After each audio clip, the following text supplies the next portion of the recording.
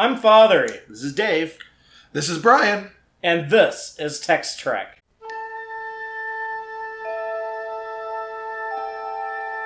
Engage.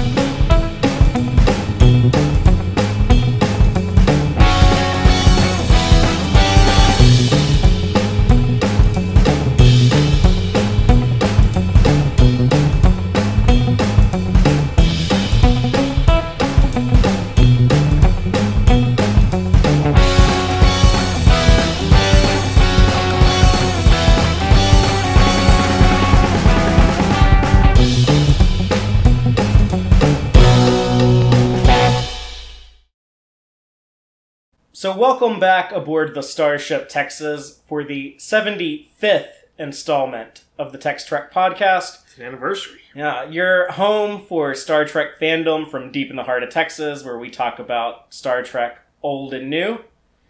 And we are continuing our journey through the Star Trek movies. We have finally crossed the threshold from TOS movies to Next Generation movies. We're like right in mid-baton handoff for this movie. Yeah. It's touching both people, both runners.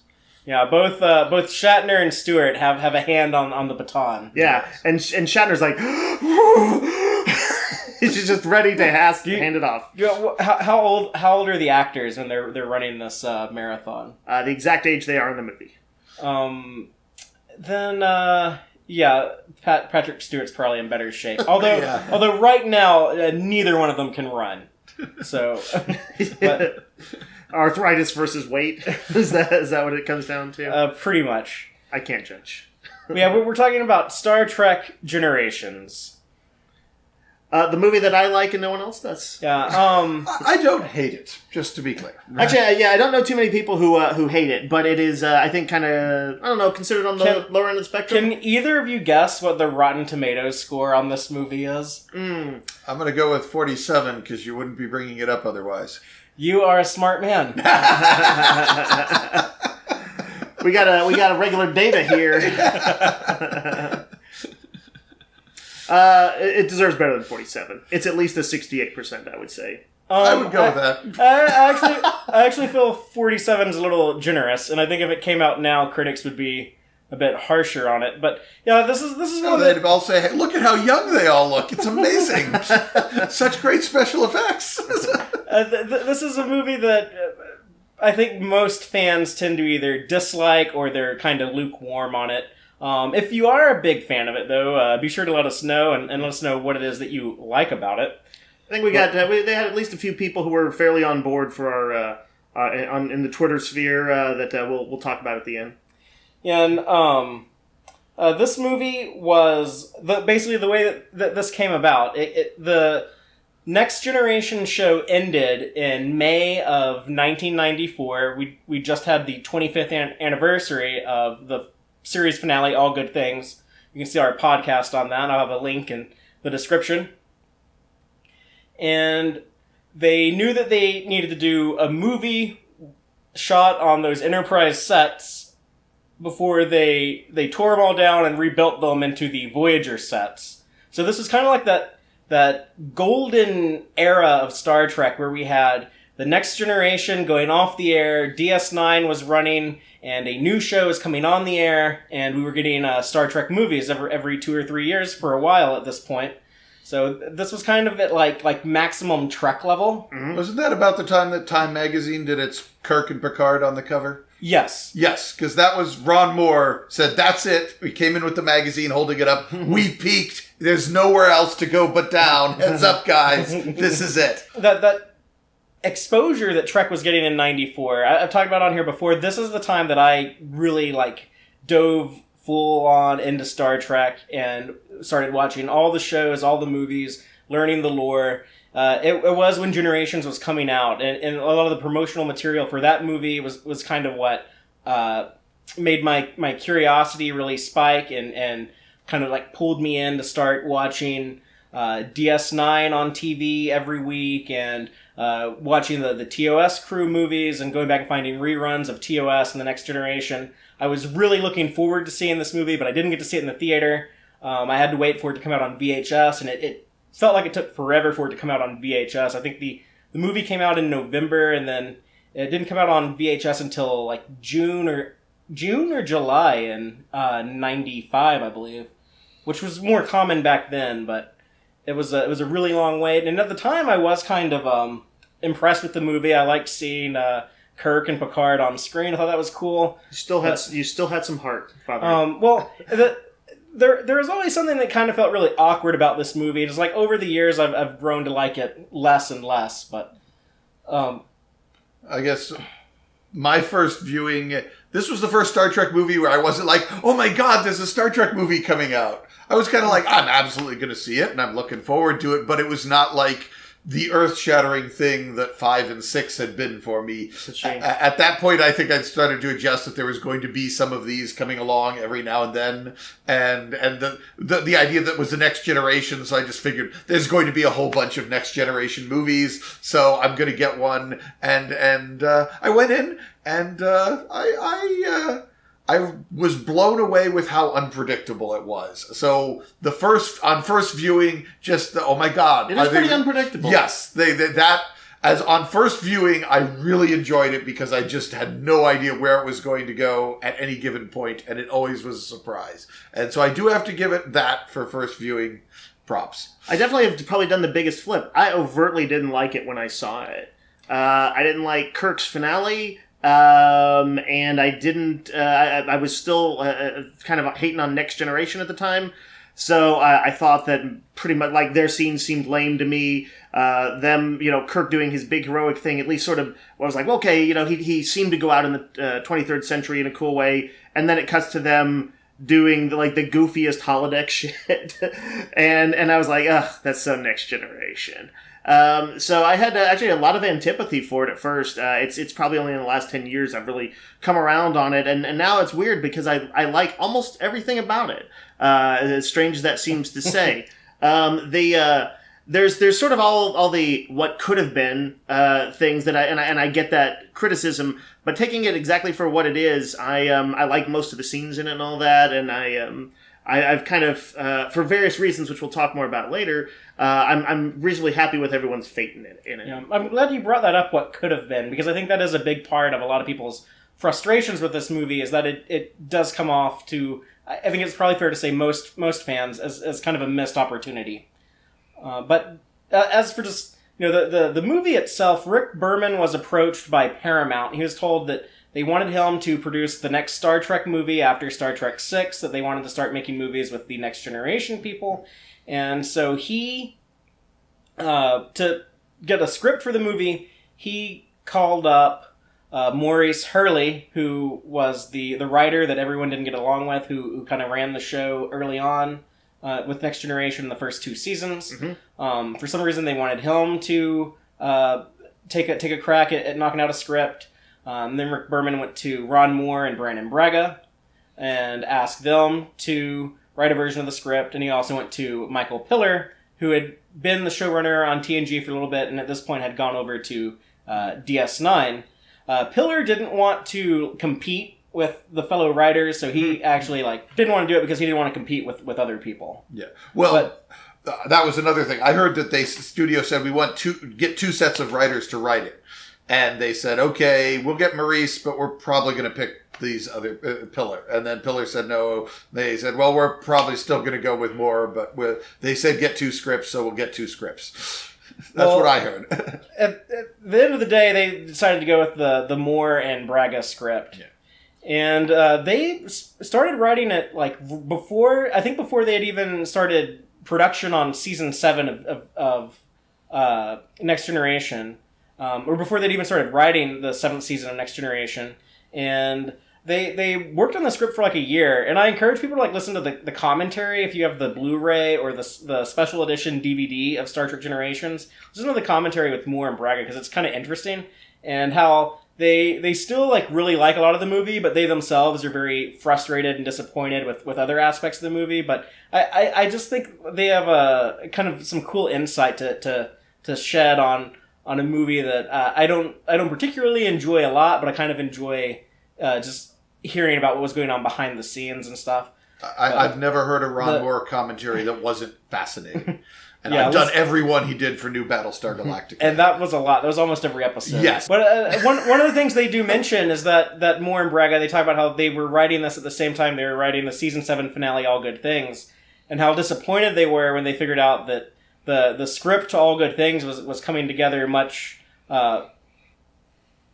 what they considered it to be like a better story than Generations, and how they were kind of like sad that like their movie wasn't going to be as good as like their big finale to the TV show in their opinion, and I think in the opinions of most fans. Yeah. I'm sad that they're sad because of course I like Generations over All Good Things for reasons that if you watched our episode on it, people will know that it didn't fulfill what I was looking for in it, and I wasn't as involved and emotionally invested as a lot of other people were, which may in some ways go back to me having struggled through Next Generation in my initial viewing. Initial run, you like it now? Yeah, for sure.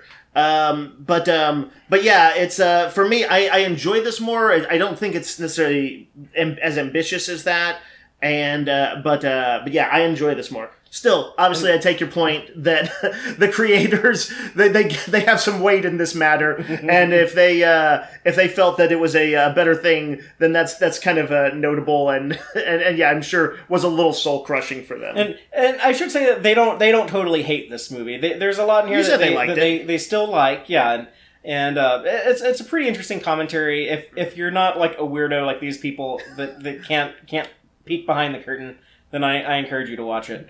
But the interesting thing that they say is that I think it's Ron Moore who says like they would start like writing a scene. He would get confused if he was writing Generations or All Good Things. He'd get like the Nexus and the Anti-Time mixed up. Like really? Wait, like which one? Like this scene with like Picard in the Ready Room. What's going on here? Like is this Generations or is this All Good Things? Yeah. What am I trying to do exposition for? Yeah. But we'll just go ahead and go into the story of Generations, the story that Moore and Braga did right, that director David Carson brought to the screen. And Dave will commence the trans-warp speed summary. All right, so Generations opens a little different from other Trek movies. Instead of its starfield having like some scary alien probe or a warship crossing it, it's actually a symbol of universal hope, alcohol.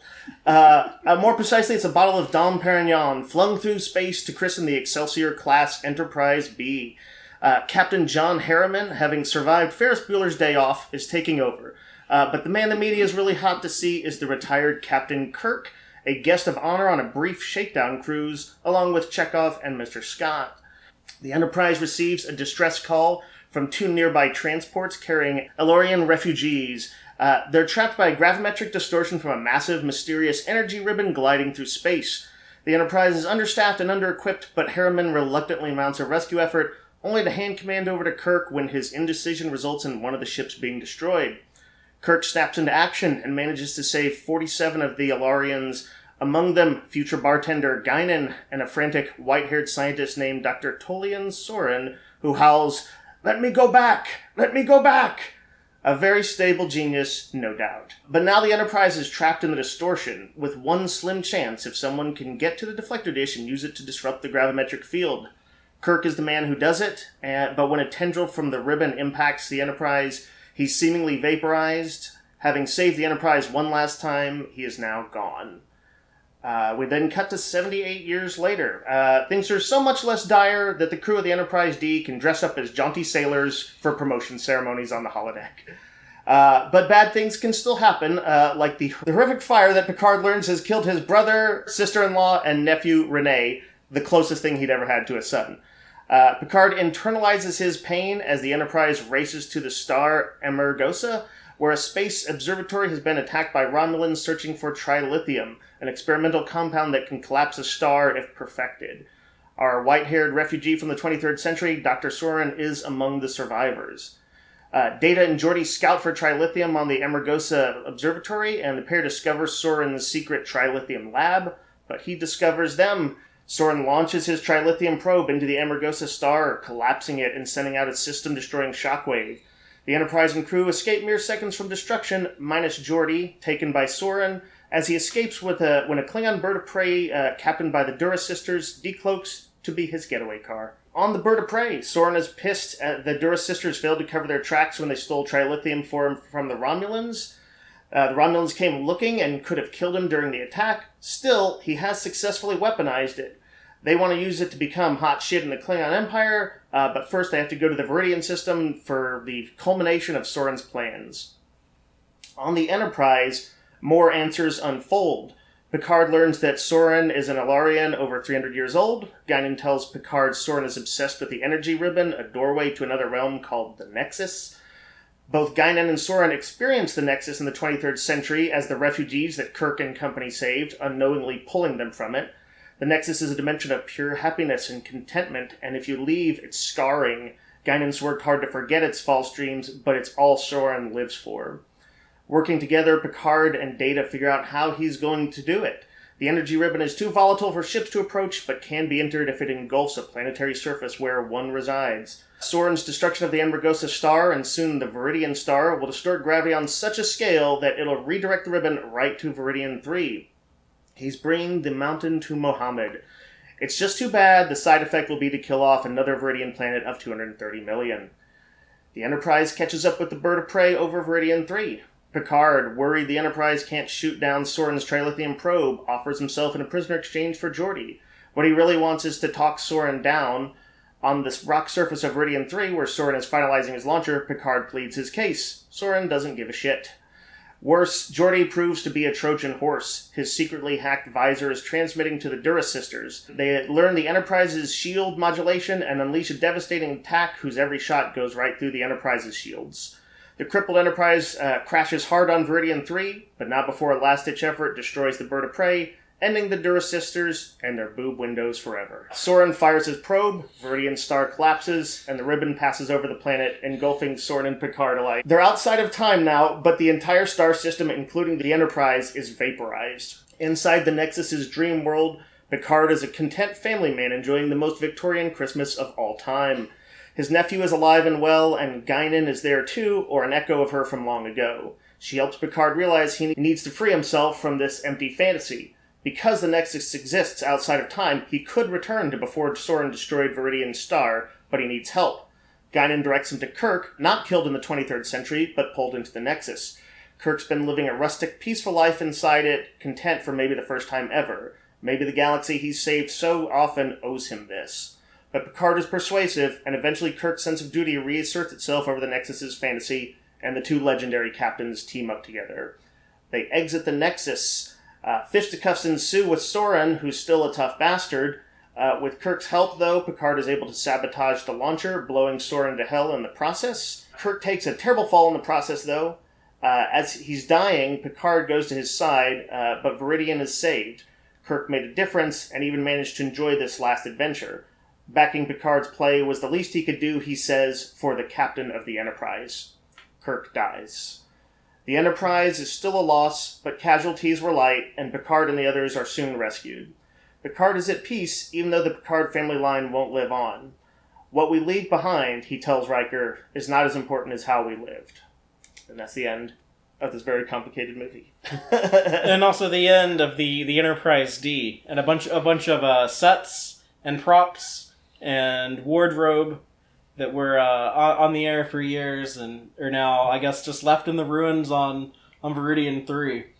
One would assume because of the Prime Directive they would have removed that, because sooner or later the people of that other planet would have sent... Viridian 4 would have launched a spaceship and headed over there and found all sorts of uber tech. That would be like if we found a starship on Mars and we'd be like, what the fuck? Who left this here? Yeah. Were they pre-warp technology? Yeah. Yeah. They were pre-industrial, I believe. Yeah, but there would probably still be a lot salvageable in a few hundred years. We don't know because the movie never takes the time to like show us them. And I feel like... It is a weird oversight that I mean, I guess the truth is that the personal stakes are going to always be more important to the viewer than, unknown aliens or whatever. Well, they needed something there because otherwise, like, if there was like no population in that star system, yeah, like it's really not that big of a deal if Soren blows up that star and goes into the nexus. Just give us Geordi and we'll let you go. No, he's really not hurting anyone at that point. So I mean, you probably still shouldn't just start blowing up stars, but right. I mean, I'm not going to lose sleep over that star blowing up. Yeah, it starts becoming maybe we can negotiate something here rather than you can't do. Yeah, I guess it would have been another big FX shot, but it would have been cool to see when the star detonates. To see that, like a brief shot of the planet's surface as this shockwave goes over it, sort of. Terminator Awakens style. Terminator 2, Force Awakens. Showed, like, the people, like think of like the people from the opening of Star Trek Into Darkness. Yeah. Like think of it like it showed them like looking up in the sky and they see like the shockwave from the star come and was like families and like children and everyone like huddled together and then their entire planet is just like shattered. Yeah. Then it would have made like Kirk and Picard having to like go back and prevent that more meaningful. Yeah. I think. Is this one of those things? Structurally speaking, the solution is to have Soren and the Enterprise crash all happen on the planet with the people, where you get to meet the people, you get to interact with the people. Right. That is a very huge rewrite to the second half of this film, however, and a lot more money to throw around. Is there a particular reason they didn't show something like that? I don't know. I'm guessing it might have just been a budgetary thing. Yeah. We're now just going to go ahead and kind of like break the movie down kind of scene by scene and just go into more detail on everything. Starting with the opening sequence with Captain Kirk in the 23rd century on the Enterprise-B. You know what's weird to me about that? The news cruise. That is weird. And that's something that I kind of thought was weird the first time I saw this. I hated it. Even now, I'm not a big fan. I like that we finally see some glimpse of the news people in Star Trek. I that seems like exactly the sort of event that you would allow the news crews onto the bridge for that sort of thing. I suppose the way they portray them is almost this kind of tabloidy, almost red carpet coverage of it. And I do sort of would almost hope that in the utopian Trek future that also the media might have found this equilibrium that wasn't so trashy. They feel like modern day corporate mainstream media, which is often pretty terrible. And if you want, well, it's also the media that these guys have probably met working in Hollywood. Right. This is their media. They're not getting Pulitzer Prize winning journalists interviewing them. They're interacting with, what did you wear to the premiere?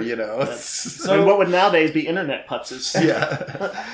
But that said, they also use it to, of course, they want to eke some comedy out of it, and it's there to kind of show that the new captain of the Enterprise is kind of second fiddle to Kirk and Scotty and Chekhov. And I got to talk about Captain Harriman and how it's the same thing that I don't like about J.T. Esteban in Star Trek 3. Mm-hmm. I don't like when they show every other captain in Starfleet has to be this kind of lame duck just to make our hero character look cooler. I would rather there be just a whole bunch of badasses in Starfleet, but Kirk can still stand out amongst them. I think that's a more interesting way to write it than this guy who just seems suck at his job.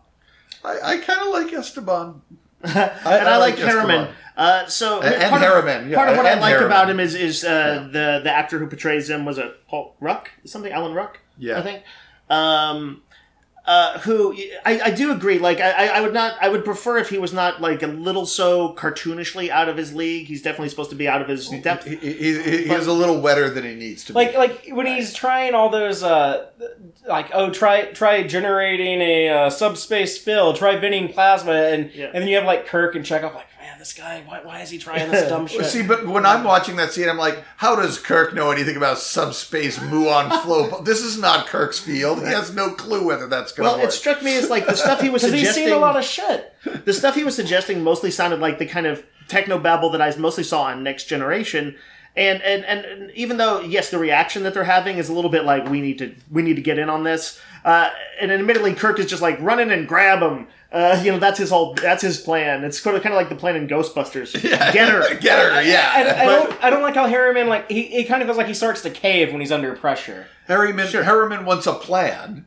Kirk's just, we'll make it up as we go along, and that's not how Harriman wants to do things. I actually think Harriman makes a few reasonable calls. It looks like he's trying hard. This ship is not set up for rescuing people. He says that flat out. We are in no condition to mount a rescue. But that's another big complaint I have with this movie, is that at this point, this is the third time they've done this in the movies, where there's a brand new Enterprise rolling out of dry dock at Earth, and it's not prepared to do jack shit, but oh my god, it's the only ship in range. Why are there no other... they just keep, one ship near Earth at all times? That's weird, but that's a problem. They dismantled the Starfleet after the Kittimer Accords, so yeah, they're all off doing other things now. It's weird as a pattern. If I just watch the episode, the movie on its own merits, then I don't really care too much. But also I will say this: Harriman was he doesn't want to go initially, but when they're well, we're the only ship in range, kind of a stock Star Trek thing, but he's okay, set course. He seems like he's starting to pick up the ball and make some good decisions. It's just that Kirk is better.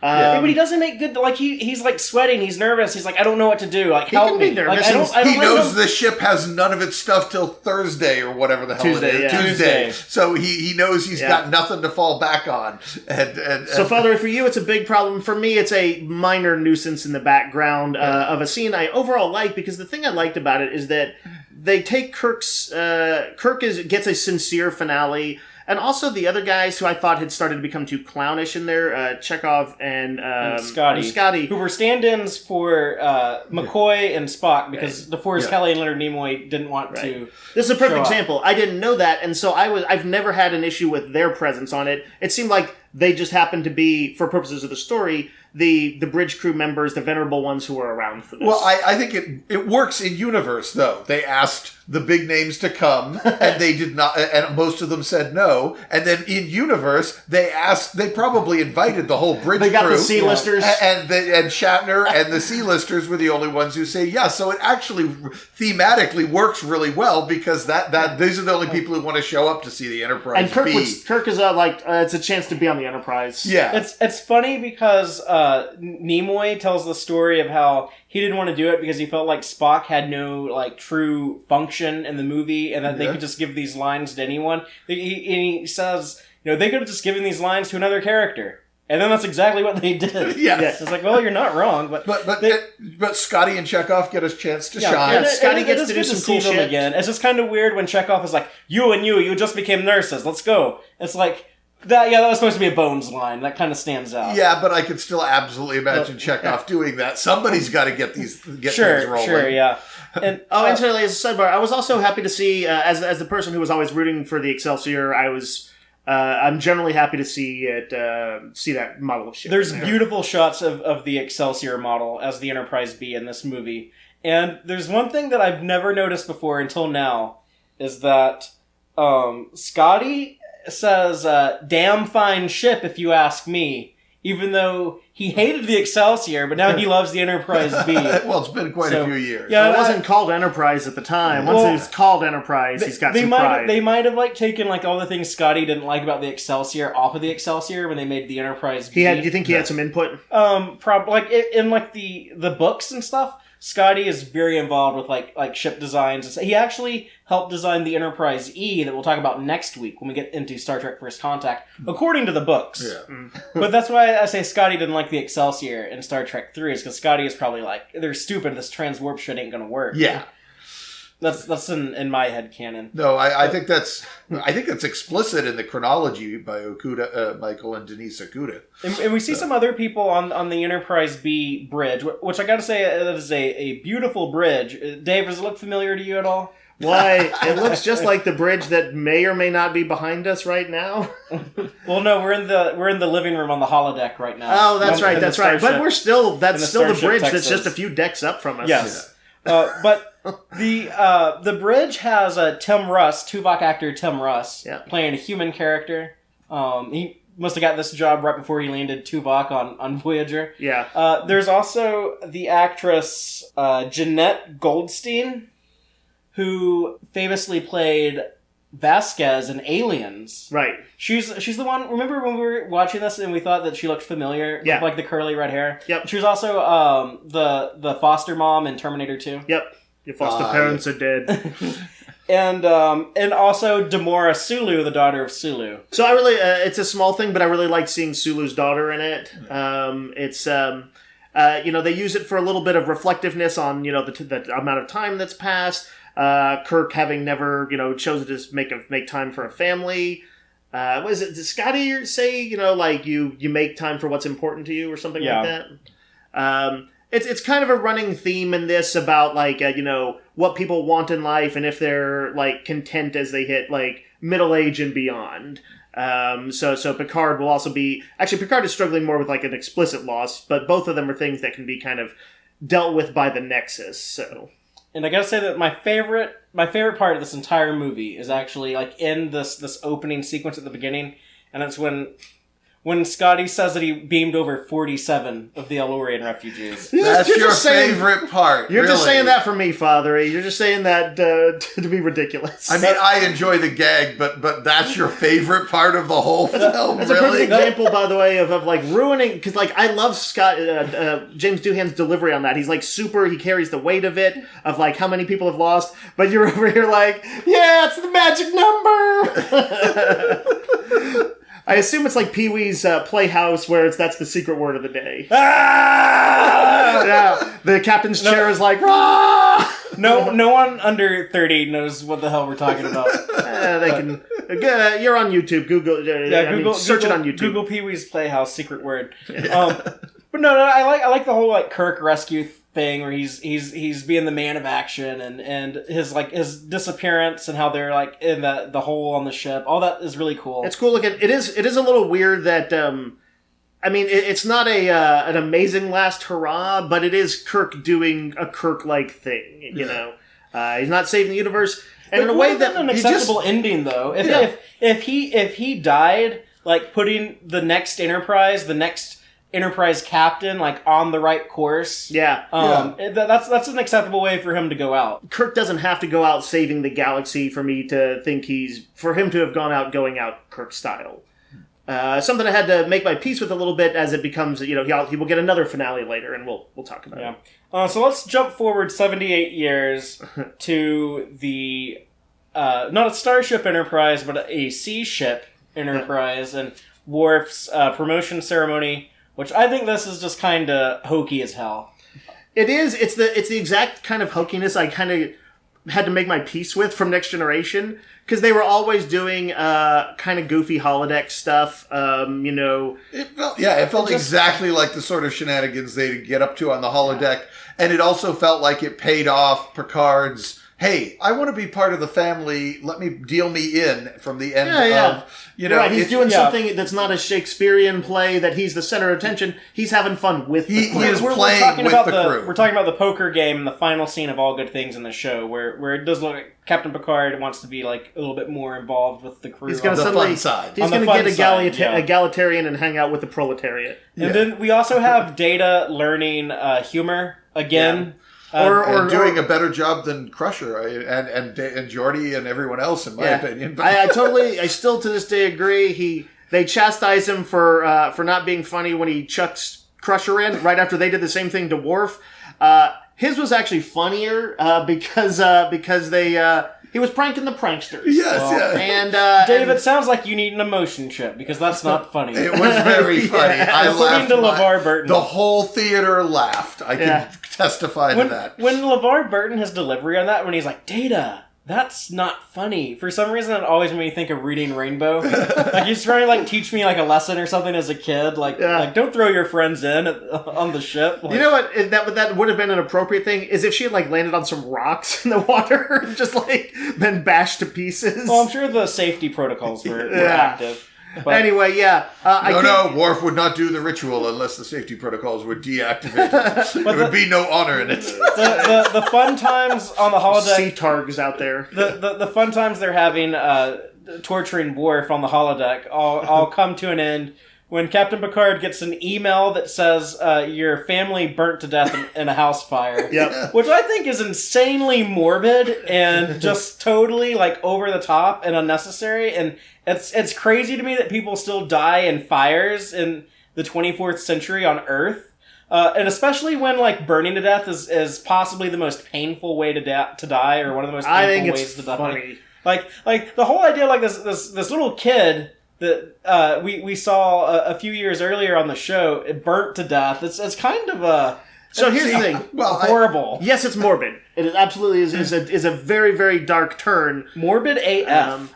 I think if Picard or if Patrick Stewart did not do if such a good job of showing how his character processes it, I wouldn't like it. It's what they do in movies to, like, they really want to have a dramatic character arc, and sometimes they force it, they contrive it. It's a big dramatic contrivance.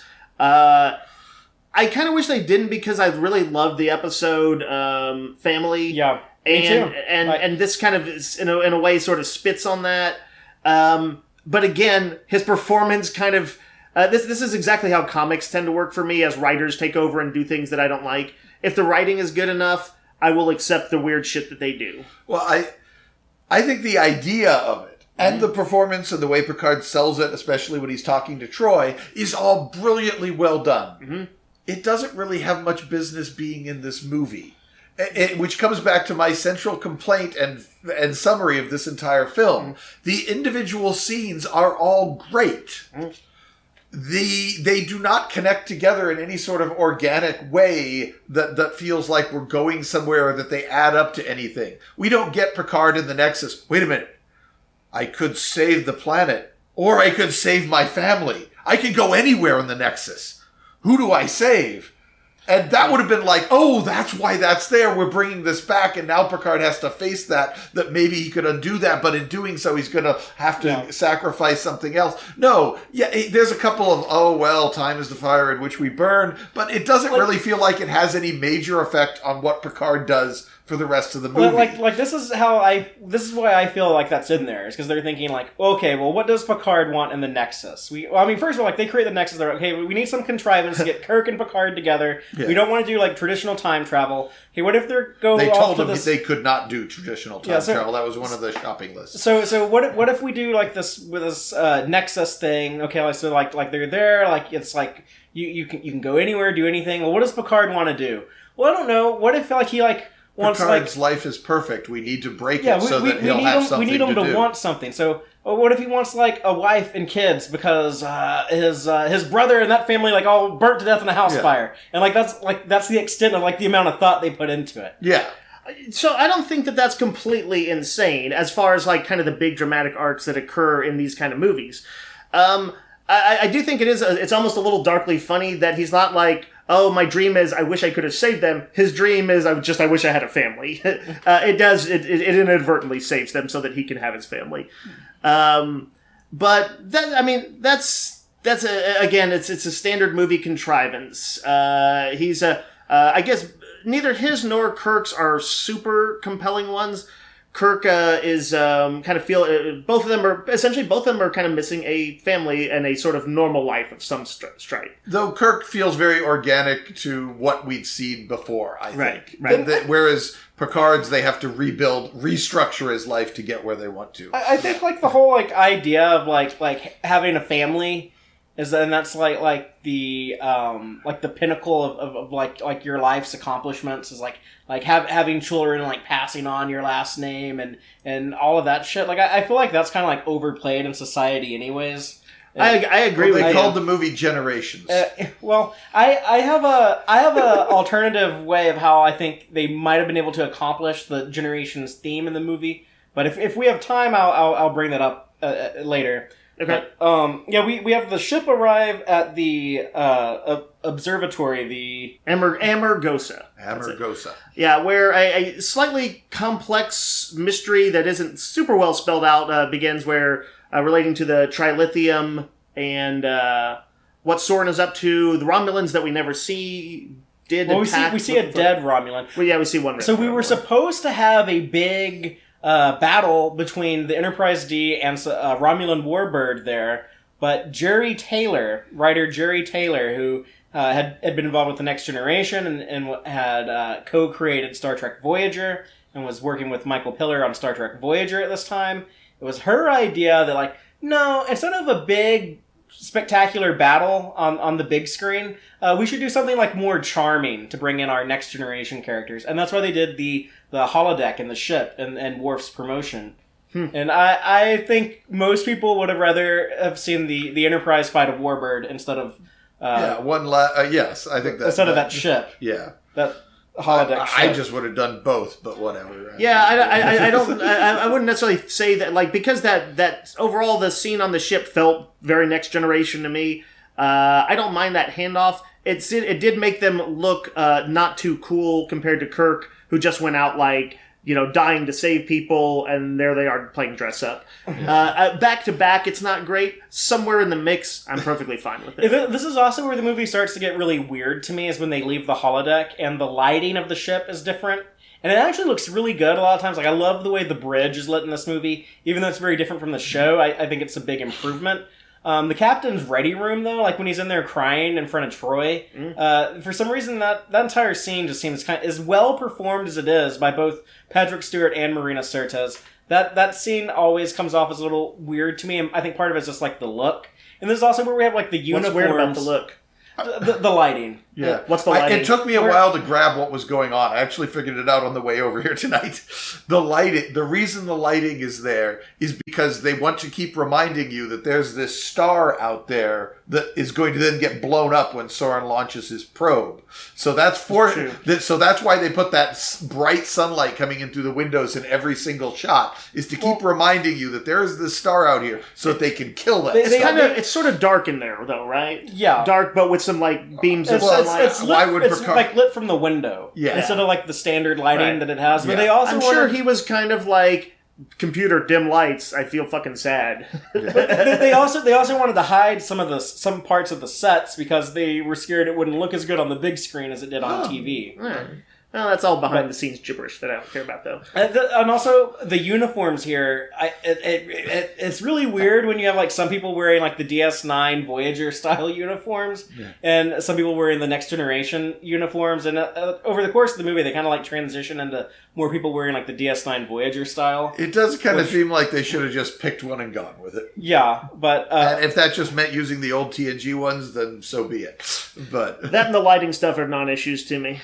It's not a huge deal. See, it bothers me with Jonathan Frakes particularly, where they put him in Avery Brooks's Cisco uniform from DS9, and Jonathan Frakes is a rather tall man, a bit taller than Avery Brooks, and like the sleeves like barely go down past Jonathan Frakes' elbows on that uniform. So he's always like walking around looking like he has his sleeves rolled up, and yeah, they roll him up to hide it, which O'Brien did too. But we've never seen Riker rolling up his sleeves with any other uniform. That was a terrifying and terrible moment in the movie when his sleeves were rolled Honestly, up. I didn't even notice it until Fatheree pointed out. It'd be interesting to do one of these reviews one time with no backstory, with only exactly what we see on the screen to judge it by. Ultimate death of the author review. That's on the screen when you see him in this uniform that doesn't fit right. I bet there's like less than 1/10 of 1% who noticed it. Yeah. No, I remember everyone talking about how weird it was to have like these DS9 uniforms on here. And in Starlog magazine? I did notice that they were using two different uniforms at the same time. David, I just figured that's transition. Have you never noticed that like they're wearing like the Voyager uniforms in this movie? No. Like how? Like they... like the movies often change up the looks a little bit anyway. You have like a keen eye for like design and like the artistry that goes into that.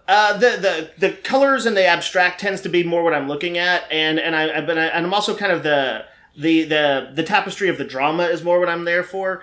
The small stuff, maybe it's kind of from having kind of grown up with lower budget stuff like TOS and stuff. But the small things like, a crooked badge or a door that malfunctions or any of that sort of stuff is wildly inconsequential to me. Well, that doesn't bother me either, but it does bother me when you have a guy in his normal uniform that fits right, and then you take him out of that for apparently no reason, and you put him in a different uniform that doesn't fit right. Mm-hmm. I would call it like a minor bother, yeah. But we also get the emotion chip speaking of things that look different, Yeah. which this doesn't bother me really, but the emotion chip looks nothing like how it looked on the show. Well, it got damaged when they killed Lore. Well, I just figured so they had to fix it. Because it used to be like this tiny thing, and now it's like a lot bigger. I just figured like they built like this case around it or something, like an adapter to install it in Data. I don't know. But yeah, so this is where we get like the B story, where Data is going to finally get emotions, which they never wanted to do on the show because they felt like that would, kind of like change the character. And at the time, that bugged me that they would always they kept on walking right up to the precipice of changing him, and then they wouldn't do it, and it was frustrating to me as a viewer on the show. Well, here's where they finally do it. Yeah, and I like that. I like most of it. His jokes make me wince a little bit because they I wish they weren't running them while the Duras sisters were attacking. It felt natural to me because Data's not going to know when is the right time to make jokes. Yeah. He's supposed to be annoying. Yeah. Right. Yeah. But the other scenes, because also Brent Spiner, I thought, did a fine job of portraying his, these sudden super intense fear that he experiences that's, utterly paralyzing to the point where he wants to be deactivated, and ask Picard And to the do guilt. it. Yeah. And the guilt And from losing Geordi. Yeah. I liked all those scenes. It made my annoyance at the humor minor. Again, great scenes. Not sure if they belonged in this movie, but great scenes. And we see him, having that drink in 10 Forward. Yep. After all those people died. A great scene that probably shouldn't have been stuck there. It's structurally it's awkward, and also it always felt... Wait, all the people died on the station? Station. Okay, yeah. We came here and we're too late. Yeah, and all these people are dead. Data's not trying to feel sad for the people who died. Right. Data's trying to get drunk or something. I don't know. Yeah. But even when I was a kid watching this for the first time, it always came off as weird to me that like something tasting bad is an emotion. Because I'm pretty sure like a Vulcan who's suppressed all of his emotion can still drink something and be like, this tastes very bad. But Data would not have a positive negative taste thing. He would why would emotion give that to him? I mean, what else would? I just feel like there's a better way to test out emotion. Yeah, though it was a very fun scene. I mean, yeah, that's the thing. It's a fun scene. It's maybe less than perfect writing. It could have been better. They could have done another scene in there.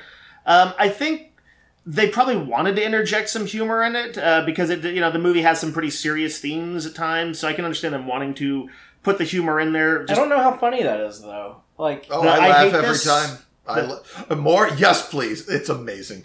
That's It doesn't belong in this film, but it's amazing. That's how I feel watching this movie. It's I hate this. This is revolting. But then if you ask me if I want more, I'll say yes, please. Because I'll always continue to rewatch this movie because it's Star Trek, and I love Star Trek, and I will always rewatch all Star Trek. All right. Well, I'm glad you found a touchstone. But that's also where we see Sauron and Picard meet. Yeah. And Soren kind of does come off as a super obvious bad guy when he has that crazed look in his eye. And right. He's real intense. He has an interesting scene with Picard where he does his time is the fire in which we burn thing, which I think... I love that line. I don't know if they don't make it clear. He doesn't seem to kind of use insight the way Guinan does at any point. He does, though. Does he? In the line, that's how he knows how to say it. Right after that. Well, I think that's how he knows that's the thing to say to Picard. Because clearly it's what he says after that. When what does he say? He says... we leave so many things unfinished in our lives. Yeah. I know you understand. Oh, okay. Because he has that El-Aurian. Some people are kind of what can the El-Aurians do? What's Guinan's deal? And I think the best way to describe it is super empathy. They have an additional perception. Yeah. They perceive things that we don't. Yeah. Like when the timeline's been altered in yesterday's Enterprise. Right. Yeah. And they perceive people in ways that we don't, and that's why they make very good bartenders, good conversationalists who can give you good advice. Yeah. But it turns out if you apply it to evil, then you have a pretty interesting and menacing villain. It's kind of Diet Cybok. So. Especially when he's played by someone who's known as one of the best villain actors of all time, Malcolm McDowell, who I do feel this movie underutilizes, and I think if it wasn't such a brilliant performer, we might have a very flat bad guy here. Yeah. Just this a quick this question. is the only time when Picard's family dying affects the plot, is that one scene. Because Picard probably wouldn't have let him go over, except he had that button. Soren had a button he could push. Right. Which is good, but I needed more of that to justify doing something that horrible to Fatheree, Picard. The actor Christoph Waltz, the guy who played Blofeld in James Bond movie Spectre. Yes. Would you say he is more or less underutilized than Soren than is in this? I only saw Spectre one time, and it wasn't a very memorable movie, unfortunately. I don't know.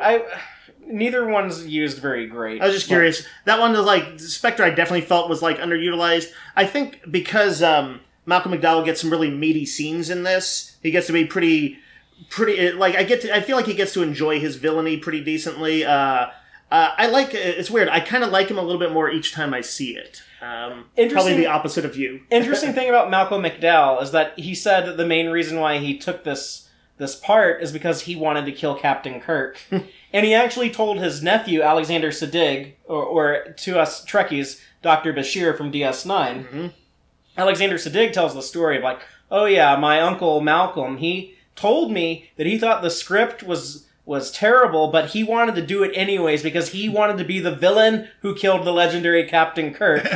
But then they reshoot the part where he shoots Kirk, and they kind of change it to where he's kind of like more indirectly responsible for the death. They kind of like robbed him that moment.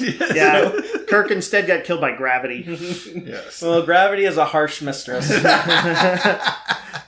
If he had said that as his last words, that'd be pretty messed up. Talk about your inappropriate comedy. Well, we'll get to his last words, but yeah, like Malcolm McDowell's Tolian Soren. I like his obsession with time and how he pulls out the pocket watch, and I kind of wish they had done more stuff with that. Just kind of personally, I view time as my enemy, and I get bitter because I feel like I don't have enough time to do all the things I want to do, and I feel like work takes up too much time, and I spend a lot of time creating Tex-Trek content, and I feel like I don't have time to like sleep or read comics or play video games or any of my other hobbies. So do you identify more with Soren now? No, I felt this way for like most of my life. I feel like I've never had enough time. So. But like if you could, you'd probably collapse a star to give yourself some more time. Not if it like murdered a planet. Just checking. But he doesn't have any like tragedy in his past that we know of. He does. Well, I mean, I guess the Borg. The Borg killed his family. That's right. The Borg took out all the El-Aurians, which is another weird thing because we do know that Guinan was like familiar with the Borg from TNG, so I think they were trying to tie into that. It does kind of make no sense that the Federation would like welcome in refugees from a destroyed planet and not like ask them who destroyed your planet and not be aware of the Borg until Q introduced Picard to the Borg. Yeah, that's a pretty big logical gap. It's hard to imagine them thinking, well, it's like, we're just a very private people. We're not going to tell you about these super genocidal robots. We're a race of listeners, not talkers. I just tell myself that Section 31 classified all the Borg information, and that's why 7 of 9's parents on the Raven actually went to go investigate the Borg before anyone in the Federation knew about the Borg. Kind of explains that. I think I'm going to run with the notion that they were all very traumatized by the Nexus, and Guinan just happened to be a well-adjusted one who kind of got her life back in order, but maybe a lot of the rest of them didn't, and certainly Soren didn't. Does Guinan have her timey-wimey resistant powers because she was exposed to the Nexus? No, I think that's just like an El-Aurian thing, but I don't know. I kind of don't want to know too much about the El-Aurians because I kind of like Guinan being like a mysterious creature that we don't know everything about her abilities. And that also would make it easier for the writers because then they can just... She does a 2d6 psychic attack. Well, actually, Ron Moore and Brannon Braga mentioned this in the commentary I keep bringing up as they're talking about Guinan's ability are just kind of whatever we need her ability to be. And we get to see Guinan's quarters, which I guess is kind of cool because we never saw that in the show, but it's just lit with candles and looks, I guess, how we would expect it to look. She's very much the character whose main function is just give wise advice, but she also gives some exposition and explains the Nexus to Picard a little bit about how it's if you go there you'll be the most content, you'll never want to leave. It's basically heaven. Right, or a lot of there's a bit of return to womb fantasy about it too, and the fact that like when people are ejected from it, they literally want to go back. Yeah, that's another problem the movie has, is that in order to get to all these great scenes they wanted to write, they just create the Nexus, and the Nexus just does whatever the scriptwriters need it to do to get to those great scenes.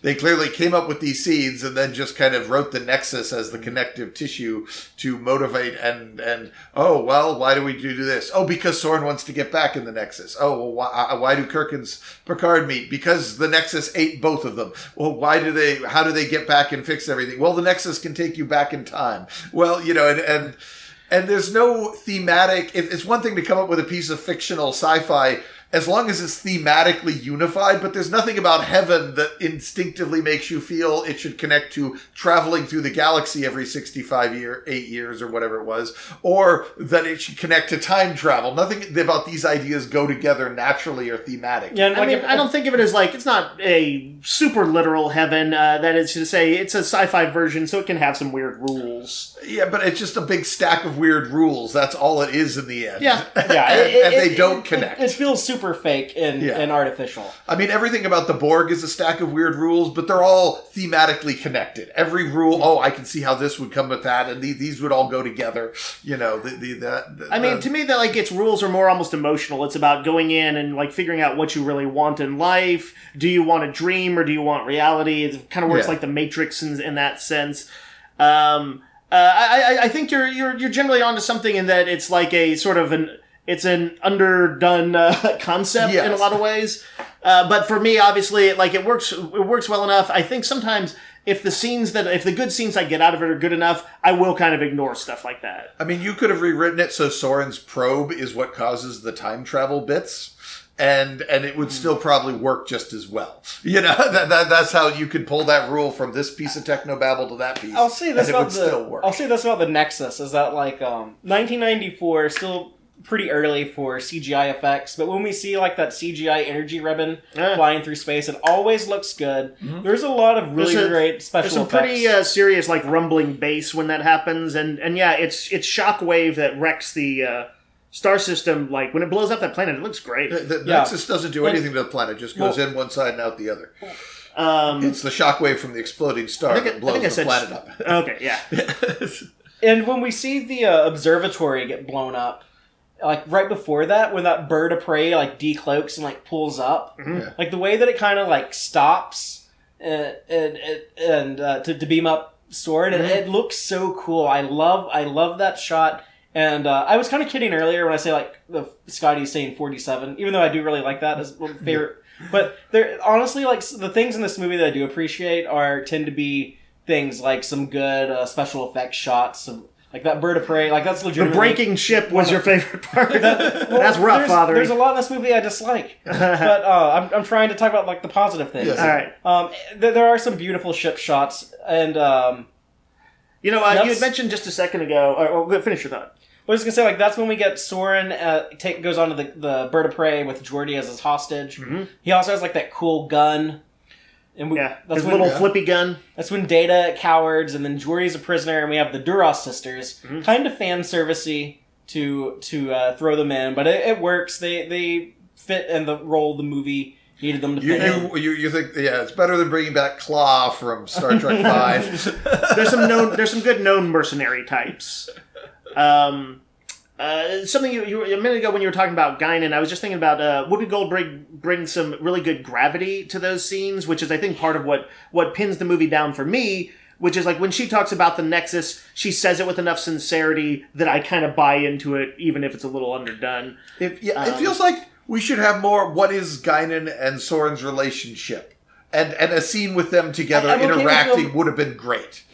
Probably. I'm okay with them being mysterious, though. But yeah, I don't want to know all the details. I just want, just like the scene where Guinan stabs Q in the hand. We don't need to know what that caused that. We just need to see them interact. And it's one more kind of this isn't all fitting together like it should kind of thing. What do y'all think of the stellar cartography room?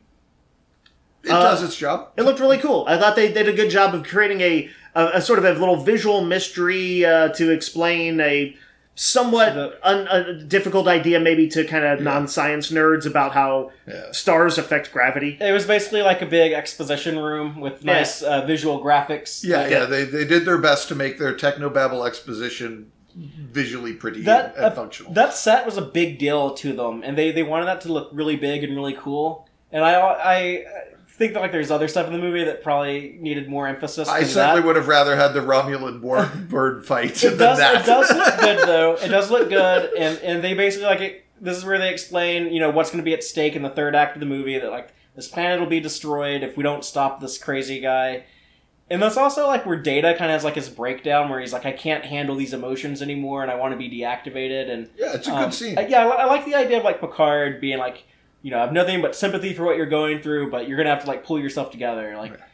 He gave him the Arlie Ermy talk. Well, it's kind of Picard's under a lot of, to borrow a term from Star Trek 09, emotional, he's also emotionally compromised. Yes. Yeah. So he's having to deal with some hard shit too. Yeah. So, but they don't bond over that. Picard doesn't say, "I'm dealing with hard shit. This is how I deal with my hard shit." Yeah, you need to. Instead, he plays captain and says, "Buck up," which is fine. But again, not connecting together. Yeah, it's a missed opportunity. It's funny is he got to have Picard. He got to have Troy sympathize with him earlier and do some actual counseling on her part. Yeah. But he gives the tough love to Data, and he does, and we don't see Data talking to Troy because that would give Troy more scenes or something. But the stakes were elevated at that point. Yeah. Also, because Brannon Braga co-wrote this episode, they mentioned the USS Bozeman in this episode. Of course, being named after Brannon Braga's hometown of Bozeman, Montana, and that's the ship that Fraser is the captain of. Yes. But the one thing that bothers me in that scene is this is where it gets into the territory where, to me, some stuff in this movie just comes off as too weird, and it almost feels like it's not quite Star Trek: Next Generation. And it's not quite the movies that'll come after it. It feels I don't really know what I'm watching. It feels just quasi TNG is the only way I can describe it. For example, which scene? Yeah, when Data and Picard are having this conversation in the stellar cartography room, and Data is getting really emotional, and I'm kind of not used to seeing the close-ups of his makeup and in HD in this movie, and then they're wearing the weird Voyager uniforms, and there's just an awkwardness to some of this movie where it doesn't quite feel right. That scene just feels like a TNG scene with a bunch of money dumped on top of it. That's how I feel. That's all it feels like to me. I get the uniform criticism. Oh, I know what to compare it to. Because it's like the TOS movies look so different from the original series. Yeah. But there's something really off about the motion picture. And I don't know if he would agree with that. I mean, really on about the motion picture. But I like the aesthetics in the motion picture. I think are pretty dull. There's some cool designs in there, but they literally use a cool color palette. So, literally cool, not cool, but right. Yeah. It's all blues and grays. I kind of feel like Generations is kind of like the motion picture of the TNG movies, and that it I like First Contact, and even the movies after First Contact. I don't have a ton of fondness for, but I like the aesthetics. I like the designs. I like the overall tone of the stories they're telling. Whereas with Generations, it kind of has that motion picture where it's it's not quite the show. It's not quite these movies that come after it, and there's just an awkwardness to it that keeps me from fully connecting to it. It really just feels like a TNG season finale with a bunch of money dumped onto it to me. To me, the only oddity about it is really that they, as they always do, really with the movies. I guess starting with Trek 2, not the first one. And maybe not so much with Insurrection. Well, no, Insurrection has some other ones too, but they actioned it up big time. Insurrection still feels like it's has some of the let's stop and debate this stuff of the show, but yeah, they always kind of crank up the spectacle, and so that's the only part that kind of feels off to me. But it's also in a way what I'm there for the movies. Yeah. But let's get to Viridian 3. Yep. And that's where there's a the Enterprise has a standoff with the Duras sisters, and Data says that they have 47 minutes before the Nexus arrives in the system. So we have a ticking clock scenario. this is also when they get Geordi back on the Enterprise. And this is kind of, I guess, like what fulfills Data's B story with the emotion ship, where when Geordi tells him, you've been acting like a human, and then Data like kind of cheers up and stops feeling guilty. And after this, he's just like having fun with the emotion ship. He's just like, I love scanning for life forms and singing on the bridge. And he's also saying like, oh shit, when they're going to crash. Yeah. And so it's kind of weird that they like finish that B story arc at that point of the movie. Yeah. I think it was there's still a capper at the end, which is a pretty emotional scene. And I think we'll get to that when we get to it. But I think that's when he should have been like, no, I want to have emotions because this is actually really awesome. Yeah. But y'all want to talk about the battle with the Enterprise and the bird of prey? I like it a lot. I would have liked to have seen a warbird because it never really felt entirely like. I guess the Enterprise was so handicapped in the situation that it didn't feel like much of a battle. It was more like a bully mugging somebody. However, as far as a dramatic, scary situation, it is that. I don't know if it. Yeah, it is like it's a straight up like an ambush or like it's like they got mugged basically. They find a way to. It's like. Sucker punches the Enterprise, just pounding it repeatedly with a baseball bat when the Enterprise is lying on the floor, and then the Enterprise manages to pull a gun out of its boot, boom, and down goes the mugger. It's not really a fight. It's kind of a mugging that suddenly ends with an abrupt reversal. And it seems like an odd choice to be like the fight that kills the Enterprise D. Even though that's a ship that I don't... Small ships wreck enterprises. That's what I've learned from the movies. In Star Trek 3, we see like a much older Constitution class starship. Yeah. And the Klingons on the Bird of Prey, they're actually talking about the Enterprise like we're no match for them. Yeah. They don't know that there's only... they know they're no match for them in this one, too. Well, no, like in that situation, there's like only like a handful of people on the Enterprise and everything. But like traditionally, like, and they do stress a lot in Star Trek, like the Bird of Prey is like a little scout class ship. Right. It's really weird that if the Enterprise's shields are down for a little bit, it can kill a Galaxy class starship. When the Constitution was such an older ship and would be such a big threat to a little Bird of Prey, it seems really weird to me that I assumed it was just a Star Trek 2 setup. They sucker punch the Enterprise with its shields down at the front end, and then the Enterprise is too disabled to respond. My perception is like the Enterprise D should be able to go in a fight against a scout class ship with their shields turned off and still win the fight.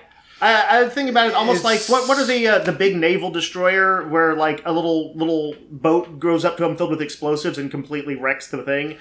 It's like that. It can happen. I mean, it's you're comparing two fictional things. There's no way to mathematically prove. You can just say my gut says that it's implausible, but that's about all you can say about it. I mean, my biggest complaint about it would be like, oh, it's yet another Bird of Prey. You know, I would have liked to have seen another ship. I would have liked for the Duras sisters to have a warbird or something like that. But what I'm more interested in, what I like about the scene is I like the Trojan horse thing. It's kind of, they do tend to do novelty battles in movies and on TV shows. I like that. I like using Geordi's visor. Yeah, but it's weird that the Enterprise couldn't just like rotate the shield frequency since they'd already set that up in the show. I assumed they were too crippled after the opening volley to really do anything. Assume that they cut out a few technobabble lines where for some reason they couldn't. Like in if you put in Star Trek 2, they do the same thing. They sucker punch it and hit the ship so bad they can't raise their shield and they can't do anything with do much with their weapons. I do like how they defeat the Klingons though when they technobabble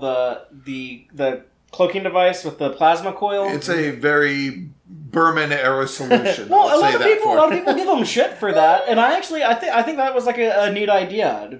It's fine. I don't hate it. It made more sense than a lot of the I hear Berman era people criticize this movie a lot on the internet, and like one of the big complaints is that like they get too techno-babbly in that fight.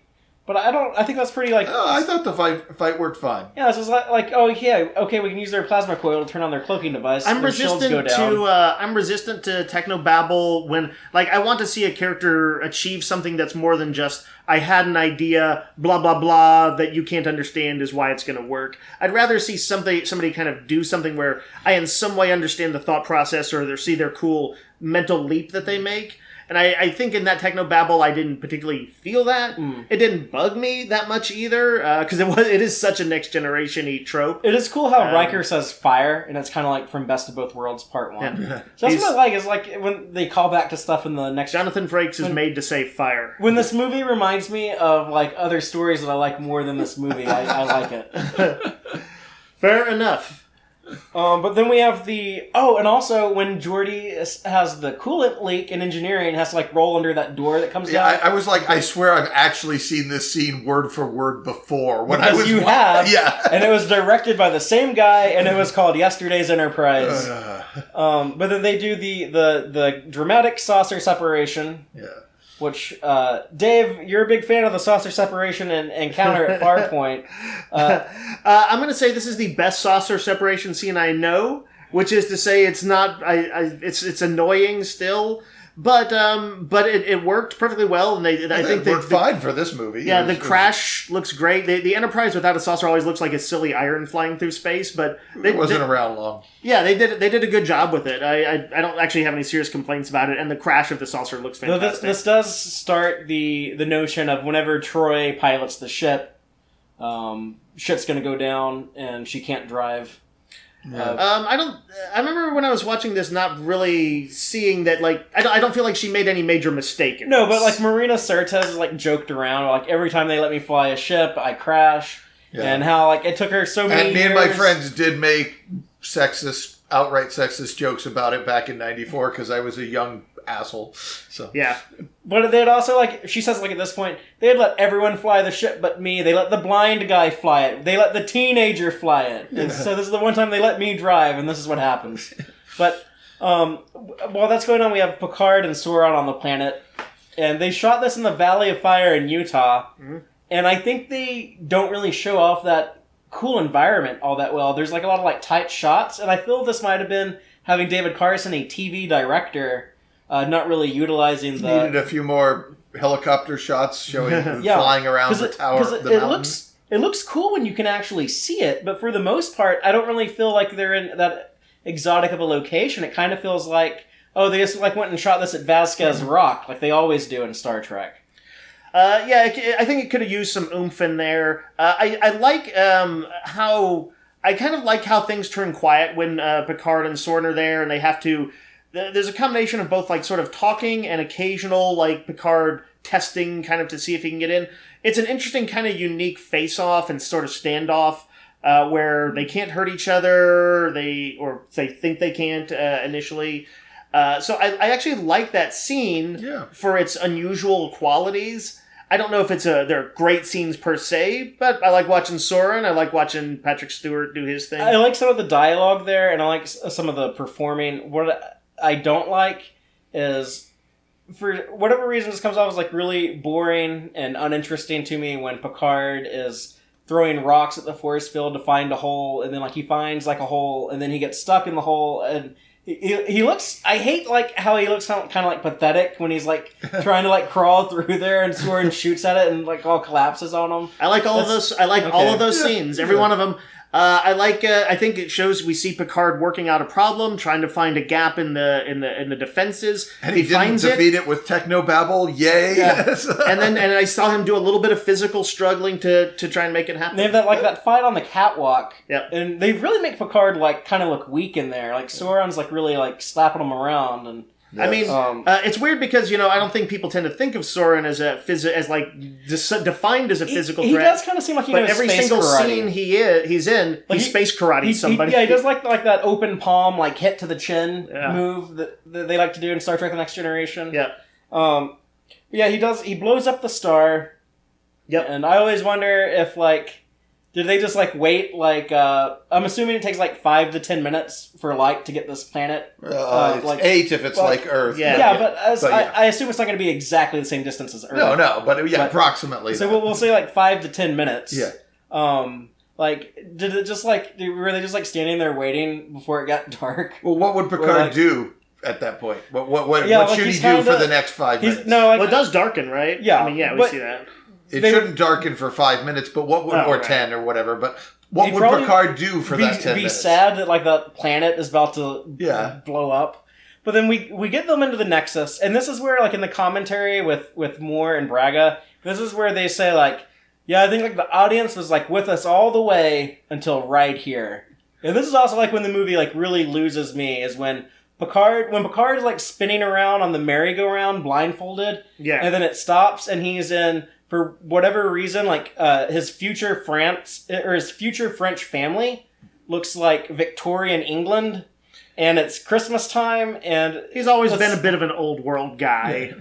All of like we never see civilians dressed in like these like Victorian clothes, like this wealthy family from like 1860 England. No, they had electric lights on the tree and stuff, but yeah, it was this weird mishmash. He does have a family vineyard and all that kind of stuff. He is kind of old world. But the vineyard doesn't look like Victorian England. It looks like future France. Well, this is one of those where my take on the Nexus. Their house looked pretty old. My take on the Nexus is that it's a combination of things you remember as well as like your dreams of how you would like them to be, and so he was imposing some of his love of Dickensian shit onto it. Does he?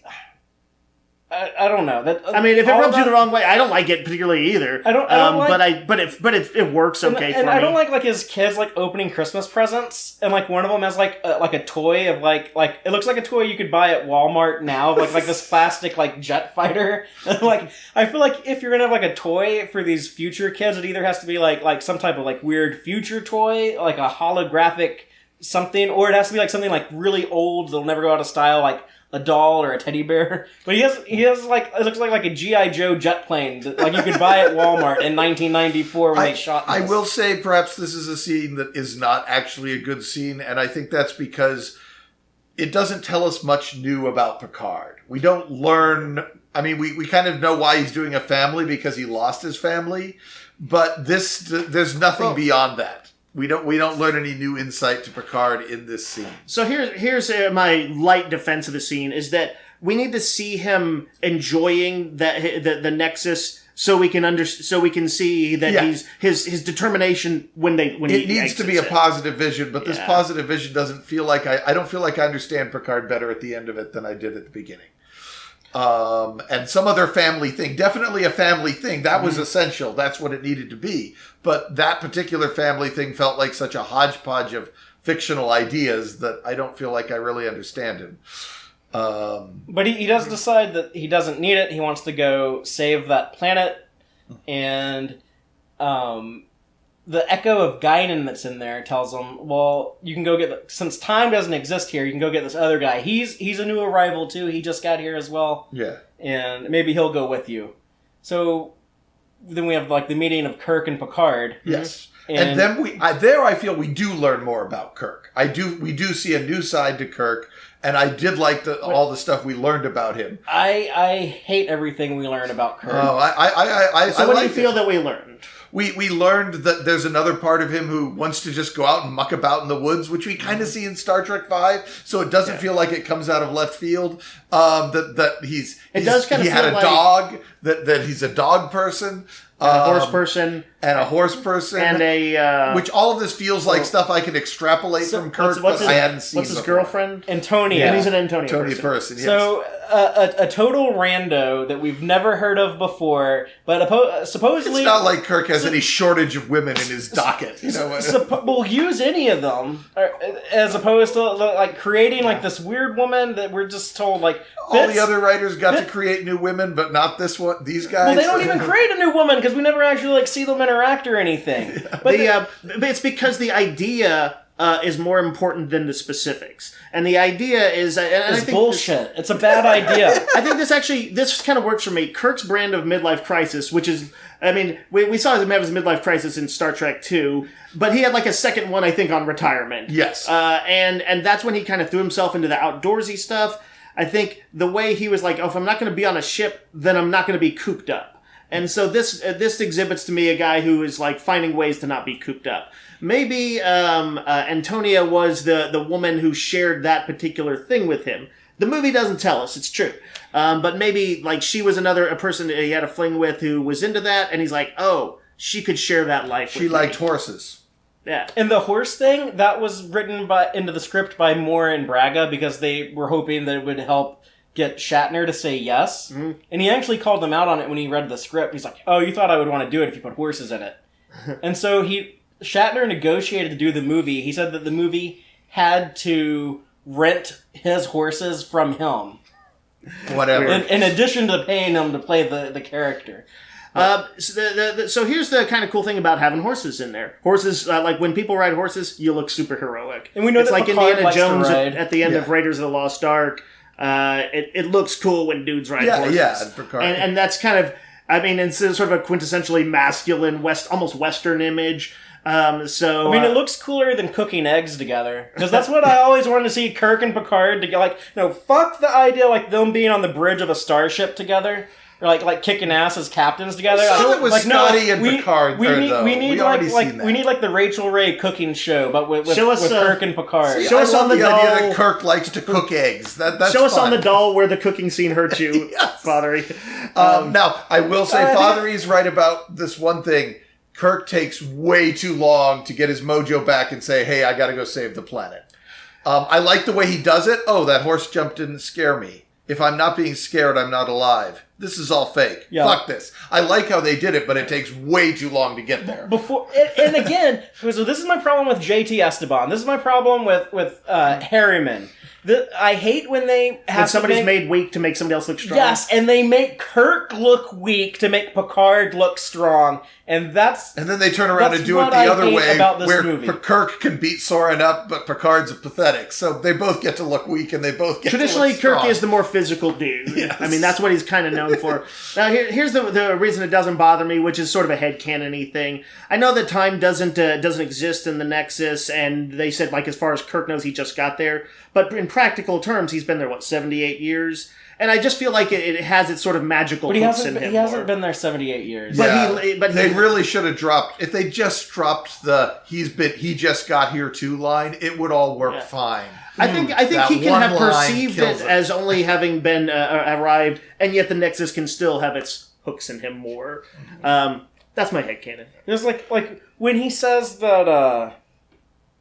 When he says, like, you know, what did it ever get me? Empty house. Mm-hmm. Again, like, this is the thing where I feel like being a man who, like, has a family, who has kids, like, all this stuff, I feel like that doesn't have to be the be-all, end-all of life. And I don't like that message. What Kirk was talking about back in the season 1 of the original series, when he was talking about how this ship is this thing that controls him and dominates his life, and he has no freedom from the ship. But that's what he's good at. And then he kicked ass and saved the galaxy. Yeah, but there's clearly another side to Kirk, and we get to see that again. It was in season 1, and it's here at the end. Father, you don't like that he had regrets about it. That's the way the writers gave him regrets about it. Like, he's done great, but he's still in his as he was getting older, he found that it wasn't enough for him or whatever. But I think that's pretty true to people. I do think that it's family can be overemphasized. In the 90s when this was written, that was even more tropey than it is now. But I do like when he does realize that, like, this is all fake. It's not going to mean anything. Yeah. And he does finally turn around and he says, like, no, you know what I like is, like, doing things that mean something. And he realizes, like, maybe I don't care that much about the empty house. I care about that empty chair that I left on the Enterprise when I gave it up. And then he turns back into the captain that we saw in the motion picture, that we saw in the Wrath of Khan, who needed to be the guy making shit happen. Yeah. And he snaps back into action. Yeah. But it just takes too long to get there. Yes, it takes way too long. And I'm all right with it. So here's how I would have done this movie. Is I think, like, you needed, like, the death that like tortures Picard, like, makes him sad. I feel like that needed to be, like, on screen. I feel like that needed to be fresh. It needed to be, like, we needed to, like, know that he cared about these people before we see him be sad about these people. Like somebody on the Enterprise?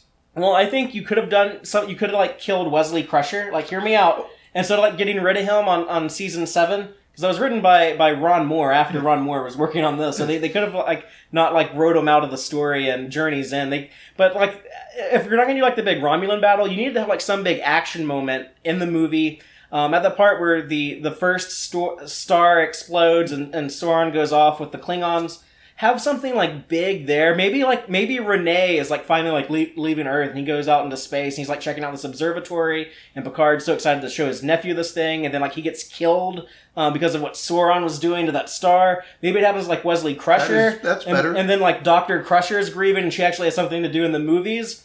But then when you get Picard into the Nexus, and you see like his dream is like he at this point like he wants to be out of the captain's chair. He wants to just like have like everyone he cares about like taken care of, and he just kind of being like resigned because he feels guilty. He feels like he wants to quit.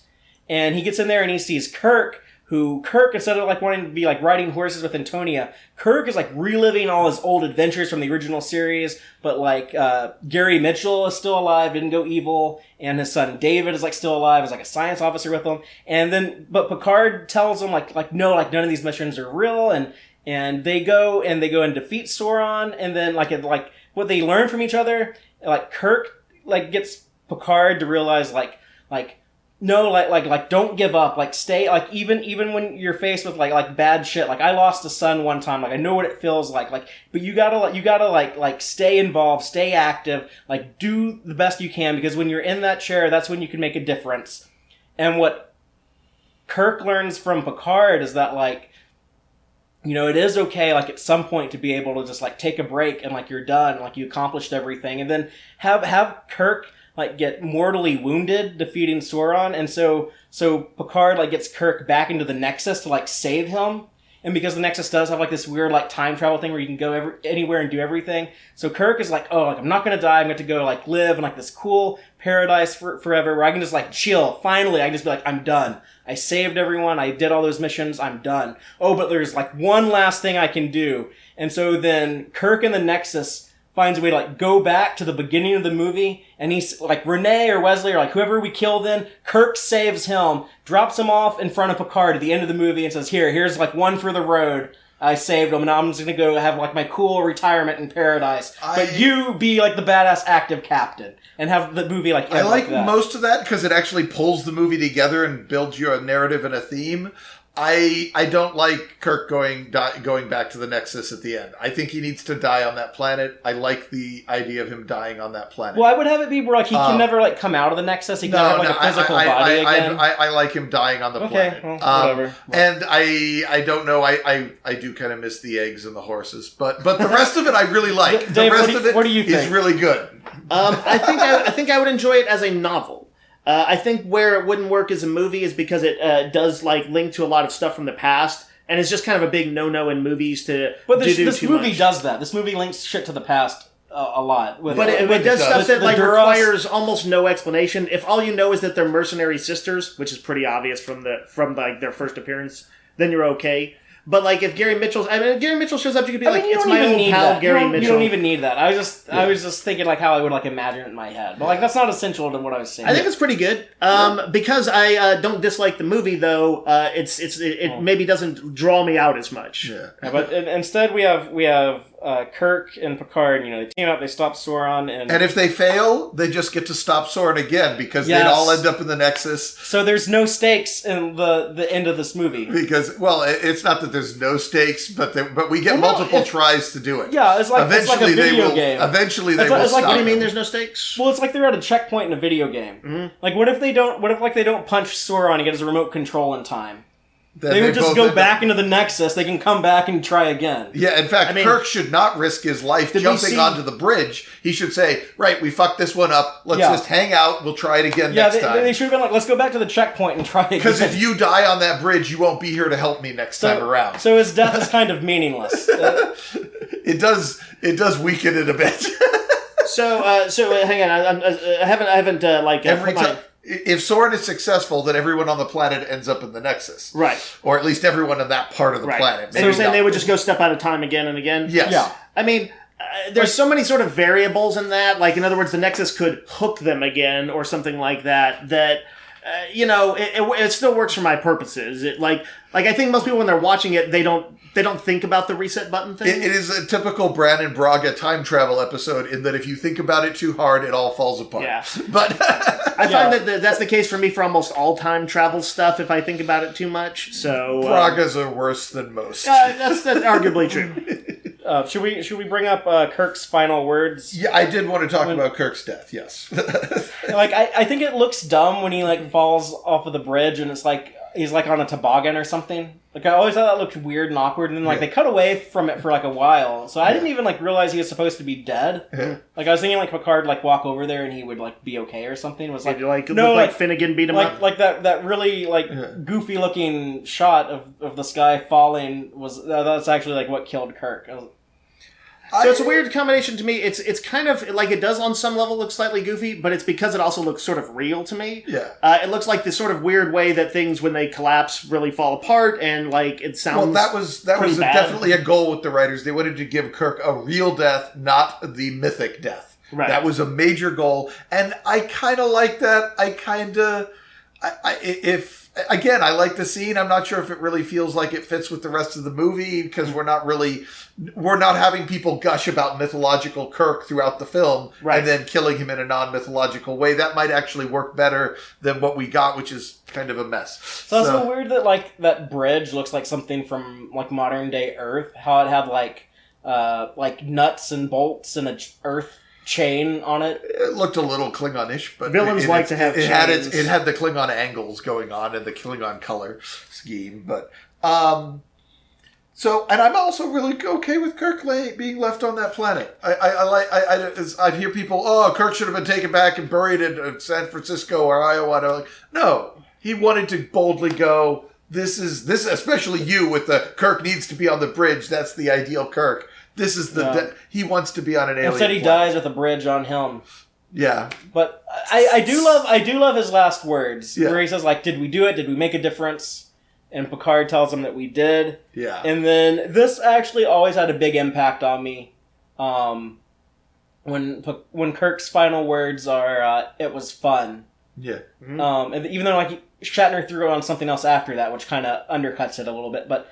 I always thought that was so cool that when he dies, he just looks back at his life and he says, "It was fun. It was fun being Captain Kirk." Yeah. And that had an impact on me as a kid. And at some points in my life, I kind of think I forgot about this, but it's something personally important to me now. Is I want to live a life so that if I were to face death like that, I want to be able to say it was fun being Fatheree. Yes. After that though, Shatner wanted Kirk to see something as he died and kind of say "Oh my," in awe of it. Mm-hmm. So in the commentary, actually, Brannon Braga, I believe, was the one who makes a joke about I'm not even sure what he's meaning, but does he see the flames of hell right as he died? So jokingly, I like to think Kirk pays for his life of sin, and he sees the devil and all this fire appear, and he's "Oh my." So I never interpreted it as him really quite an afterlife-y thing. It's sort of it felt like something that Kirk might say. It sort of just felt like he was sort of suddenly overwhelmed by the moment. It was Shatner using his last words as Kirk to pay respect to George Takei. That would never happen. It just did. It may not have been the intention, but Death of the Author says that's what that is. Oh my! To me, it was kind of he's drawn into the last big adventure, the thing, the undiscovered country that we can never know the deal in, and even he was. Is maybe there's some last surprise or even just that he's overwhelmed by it. In a way, it almost felt sad to me because it was he was just suddenly goes, and it felt like something that almost somebody might say. And Brannon Braga also says in the commentary is I guess that's human, to have that maybe that last minute fear or just not wanting, but I mean it works. The main part that I cling on to is it was fun. Mm-hmm. I think he deserved a eulogy. I wanted he was the most human of all there needed to be Picard gives his speech to the other people. I want that scene. I feel that's what's missing from the respect for Kirk. There should have been more ceremony. There should have been a ceremony where we got a Picard speech about Kirk. I think I would have liked that. We needed that. And not only is Kirk dead, but also the Enterprise-D, which I'm okay with because I didn't really like the design of that ship. And Picard never sold, aside from like one scene, Picard never really sold that ship as being something that he was, a character that he was attached to, so... he didn't love his Enterprise as much as Kirk loved his. No, nowhere near. This is also where we have, like, Data find his cat, Spot, and start crying, and this is where I think Data should have been like, no, I like having emotions, and moving like the completion of his arc in that B story to this point in the movie, I think would have felt more appropriate. It does look weird when he's crying like yellow tears. It looks like he has like mustard coming out of his eyes. But he's an angel and he has golden tears. If you say so. I didn't notice it didn't ever strike me as odd or anything. It's an emotional scene, and I like it, and I think you're right that would have been a good point for him. Your version is better. To it's decide good on the way it works now, but yours is better. Right. It's an emotional scene no matter what, so ending the movie kind of on something like that is always a good idea, something that can kind of grab you by the heartstrings. And I'll mention the commentary again. Moore and Braga were joking here how Brent Spiner hated cats, and he hated when they would write scenes where he had to interact with Spot. And they were kind of like joking about how they were laughing about torturing him, with him like having to like cry tears of joy and hug this kitty, and knowing that Brent would hate every moment of that. Now I'm just thinking, if we had a funeral or for Kirk, and we had the crew, and Picard gives his speech, and it's this big sad moment, and Data has mustard tears. And then right after that, we find out the Spot is actually alive. I think that would have played really nicely. Yeah, that would have, if they thought Spot was dead, and then they suddenly discover he's alive in the ruins or something. And it would fit in like the theme of the movie of like of generations, and how like the old generation dies while the new generation lives. Yeah, I think that would have been a really nice ending for that movie. But Picard brings up like a good point about how Sauron was all worried about time. It's a predator. It's coming to get you. You can't escape it. And Picard says like, no, the way that we should look at life is that look at time, and life. Yeah. Is that it is finite, but that kind of makes it like more special, and that we need to cherish these moments. It's a good message. I like it. Dave, do we have any subspace transmissions? Let's see. All right, so first up, we've got one from Trekker Prize here, who says, "Hi, Gary," and these are from Twitter.